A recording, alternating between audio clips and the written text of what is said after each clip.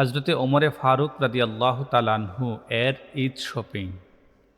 আমরা ঈদ শপিং করি ভারতের কোন আপডেট মডেল জামা কিংবা কোনো বিষয় বের হয়েছে কিনা, এবং চলচ্চিত্রের কোনো নায়ক গায়ক কিংবা গায়িকা সর্বশেষ আপডেট কোন পোশাকের ব্যাপারে আমাদেরকে বলেছে সেটা আমরা নিব, কিভাবে নিব, কত টাকা হোক নিব, এই ব্যাপারে প্রতিযোগিতা করি। পাকিস্তানের কোনো ড্রেস, হ্যাঁ, এভাবে আমরা বিদেশি ড্রেস কিংবা বিভিন্ন বিষয় নিয়ে আমরা ঈদের সময় শপিং করার জন্য একেবারে ব্যতিব্যস্ত হয়ে যাই। কিন্তু একবারও কি ভেবেছি অর্ধেকটা পৃথিবীর প্রেসিডেন্ট হজরতে ওমরে ফারুক রাদিয়াল্লাহু তাআলা আনহু কি ঈদের শপিং করেছিলেন তার পরিবারের জন্য। হজরতে ওমরে ফারুক রাদিয়াল্লাহু তাআলা আনহু একদিন,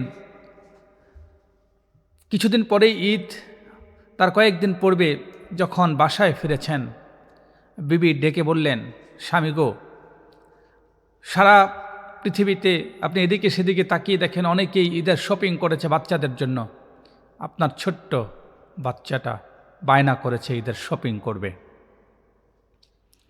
হযরত ওমর রাদিয়াল্লাহু তাআলা আনহু, অর্ধেকটা পৃথিবীর প্রেসিডেন্ট, তিনি ফেল করে তাকিয়ে আছেন বিবির দিকে। বিবি যখন আবার রিপিট করলেন, হযরত ওমরে ফারুক রাদিয়াল্লাহু তাআলা আনহু তার চোখের কোণায় তাকিয়ে দেখা গেল বিন্দু বিন্দু চোখের ফোঁটায় কোণায় পানি চলে এসেছে। হযরত ওমরে ফারুক রাদিয়াল্লাহু তাআলা আনহু বিবিকে বললেন, বিবি, পৃথিবীর কেউ না জানলেও হয়তো তুমি খুব ভালো করেই জানো, তোমার স্বামী অর্ধেক পৃথিবীর প্রেসিডেন্ট হযরতে ওমর ফারুকের কাছে তোমার সন্তানের ঈদ শপিং করে দেওয়ার মতো সামর্থ্য কিংবা টাকা কোনো কিছুই নেই। সেদিন হযরতে ওমরে ফারুক রাদিয়াল্লাহু তাআলা আনহু চোখের কোণা বেয়ে বেয়ে যখন পানি পড়ছিল, বিবি তখন অনেকটা কষ্ট, আকুতি, ক্লেশ, ক্লান্তি নিয়ে যখন হযরতে ওমরে ফারুককে নিবেদন করছিল, স্বামী, আপনি কি একবার আপনার অর্থমন্ত্রীর কাছে আবেদন করবেন? যেহেতু মেয়েটা বায়না করেছে, ছেলেটা বায়না করেছে, সন্তানটা বায়না করেছে, চলুন না আমরা একটু চেষ্টা করি সন্তানটাকে ঈদের শপিং করে দেওয়া যায় কিনা। সেই আবেদনকে লক্ষ্য করে হযরত ওমর ফারুক রাদিয়াল্লাহু তাআলা আনহু পরদিন তার অর্থ মন্ত্রণালয়ের চিফ অর্থমন্ত্রী যিনি ছিলেন ওবায়দুল্লাহ ইবনে সামেত রাদিয়াল্লাহু তাআলা আনহু এর দরবারে চলে গেলেন। গিয়ে একটি দরখাস্ত পেশ করলেন। বললেন, মাননীয় অর্থমন্ত্রী, আমি ওমরে ফারুক আপনার কাছে একটি দরখাস্ত পেশ করলাম, আপনি এই দরখাস্তটি একটু বিবেচনা করার চেষ্টা করবেন এবং দেখবেন।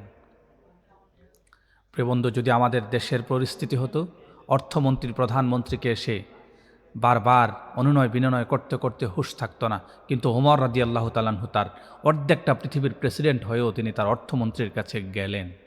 শুধু গিয়েছেন এমন তো নয়, বরং তিনি আবেদন করলেন, আমার দরখাস্তটা একটু ভালোভাবে দেখবেন, বিবেচনা করার চেষ্টা করবেন। এই চিন্তা, এই নিবেদন, এই আবেদনের ফলে ওবায়দুল্লাহ ইবনে সামেত রাদিয়াল্লাহু তাআলা আনহু তিনি দরখাস্তটা দেখলেন।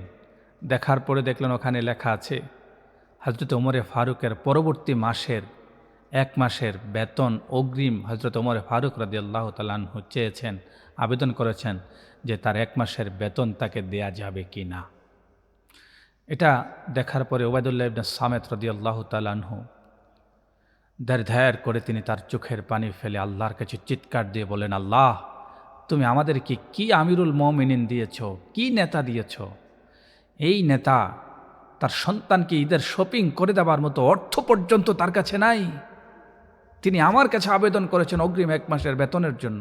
ও আল্লাহ, আমি তো বিপদে পড়ে গেলাম। আমি কেমন করে হযরত ওমরকে এই অগ্রিম 1 মাসের বেতন দিব। হযরত ওমরে ফারুক রাদিয়াল্লাহু তাআলা আনহুকে বললেন, হযরত ওমর, আপনি আমাদের নেতা, অর্ধেকটা পৃথিবীর প্রেসিডেন্ট, অর্ধেকটা পৃথিবীর খালিফা, আপনাকে সবাই নেতা মানে, আমরাও মানি, কিন্তু আমিরুল মুমিনিন, আপনার কাছে আমি ফেল করছি, সরি বলছি, আমি আপনাকে আপাতত টাকা দিতে পারছি না। যদি আপনি সত্য হলো 2টি প্রশ্নের জবাব যদি আপনি দিতে পারেন, তবে আপনাকে বিবেচনা করব আপনাকে 1 মাসের অগ্রিম বেতন দেওয়া যায় কিনা। এটা চিন্তা করে হযরত ওমর ফারুক রাদিয়াল্লাহু তাআলা আনহু জিজ্ঞাসা করলেন, লিমা হাজা, বলো তোমার প্রশ্ন কি? কি প্রশ্ন তোমার? হযরত ওবায়দুল্লাহ ইবনে সামেত রাদিয়াল্লাহু তাআলা আনহু হযরত ওমরকে বললেন, হযরত ওমর, আপনি বলেন, আপনি আমাকে লিখিত দেন যে আগামী 1 মাস আপনি এই পৃথিবীতে জীবিত থাকবেন, বেঁচে থাকবেন। যদি আপনি আমাকে লিখিত দিতে পারেন বেঁচে থাকবেন, বেঁচে থাকার নিশ্চয়তা যদি দিতে পারেন, তাহলে আমি আপনাকে অগ্রিম 1 মাসের বেতন দিতে পারি। দ্বিতীয়ত হযরত ওমর ফারুক রাদিয়াল্লাহু তাআলা আনহু প্রশ্ন করলেন যে আপনাকে এই অর্ধেকটা পৃথিবীর প্রেসিডেন্ট, আপনাকে জনগণ আগামী 1 মাস পর্যন্ত প্রেসিডেন্ট হিসেবে মেনে নেবে, যদি এটার লিখিত জবাব যদি আপনি দিতে পারেন, তাহলে আপনাকে আমি 1 মাসের অগ্রিম বেতন দিতে পারি। এই 2টি শর্ত আপনি লিখিতভাবে আমাকে জবাব দেন, তাহলে আমি আপনাকে দেব। হযরত ওমর ফারুক রাদিয়াল্লাহু তাআলা আনহু চোখের পানি ফেলতে ফেলতে সেদিন তার বাড়িতে ফিরে এসেছিলেন। হযরত ওমর ফারুক রাদিয়াল্লাহু তাআলা আনহু চোখ ফেল করে বিবিকে ডেকে বলছিলেন, বিবি, আমাকে ক্ষমা করো, আমার দ্বারা আমার সন্তানের ঈদ শপিং করা হচ্ছে না, কারণ আমার দ্বারা সম্ভব নয়। আমার অর্থ মন্ত্রণালয়ের দায়িত্বে যিনি আছেন, তিনি আমাকে এই 2টি দায়িত্ব দিয়েছেন, 2টি প্রশ্ন দিয়েছেন, 2টি শর্ত দিয়েছেন। আমি ওমরের দ্বারা এই 2টি দায়িত্ব নেয়া, 2টি বিষয়ে কথা বলা, 2টি দায়িত্ব নিয়ে আমি তাকে লিখিত দেওয়া আমার দ্বারা সম্ভব নয়। সুতরাং আমাকে অগ্রিম বেতনও দেওয়া হচ্ছে না। সুতরাং আমি তোমার আকুতিও রাখতে পারছি না, বাচ্চার ঈদ শপিংও করতে পারবো না। হযরত ওমর ফারুক রাদিয়াল্লাহু তাআলা আনহু এর আকুতি, তার এই বিবেচ্য বিষয়, বিবি তখন চিৎকার দিয়ে বলছিলেন, স্বামী গো, আপনি হতবাক হবেন না, টেনশন করবেন না, চিন্তা করবেন না। আল্লাহ তাআলা যদি আমাদেরকে ঈদ শপিং আমরা করতে পারছি না, টেনশনের কি আছে? আল্লাহ তাআলা যদি জান্নাতের ভিতরে আমাদেরকে পোশাক দেয়, আমার সন্তানকে দেয়, আপনাকে দেয়, আমাকে দেয়, আমাদেরকে যদি ঈদের পোশাকের বিনিময়ে আল্লাহ যদি জান্নাতে পোশাক দেয়, ওই পোশাকই আমাদের যথেষ্ট। সুতরাং আপনি হিতবিহব্বল হবেন না, টেনশন করবেন না, পেরেশান করবেন না। স্বামী, আপনি আল্লাহর কাছে দোয়া করুন, আমিও দোয়া করছি, ইনশাআল্লাহ আমরা এভাবেই ঈদ কাটিয়ে নেব। সুতরাং আমরা কি করছি, কত টাকার শপিং করছি, কার থেকে কত দামের শপিং করছি, কিভাবে হালাল হারাম না বেছে আমরা প্রতিযোগিতা করে আমরা অন্যায়ের সাথে আমাদের নিজেদেরকে আমরা ঢেলে দিচ্ছি। এই বিষয়গুলো থেকে আমাদেরকে দূরে সরে আসা উচিত। আমাদের সাধারণত একজন মেম্বার, একজন চেয়ারম্যানের অবস্থা দেখলেই তো আমাদের মাথা খারাপ হয়ে যায়। সুতরাং আসুন আমরা হযরত ওমরের কাছ থেকে ঈদ শপিংয়ের শিক্ষা নিয়ে আমাদের পরকালীন জীবন গড়ার প্রত্যয় গ্রহণ করি। আমা তৌফিক ইল্লা বিল্লাহ। আসসালামু আলাইকুম ওয়া রাহমাতুল্লাহি ওয়া বারাকাতুহু।